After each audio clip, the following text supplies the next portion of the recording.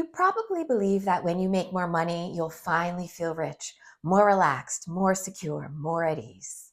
But that's not how it actually works because your brain adapts fast. So what once felt like a lot quickly becomes normal. And then your mind asks, well, what's next? More income turns into higher expectations, more savings becomes more fear of losing it, more success turns into more pressure. So if your definition of enough keeps moving you will never actually arrive. Now, feeling rich isn't created by money. It's created by your baseline perception. So instead of asking, how do I make more money so I can feel better? Try asking what enough would feel like right now. Not logically, but emotionally, this doesn't mean you stop growing. It means you stop postponing the feeling you think money will give you. Because if you can't feel enough now, more money, it won't help you feel it later.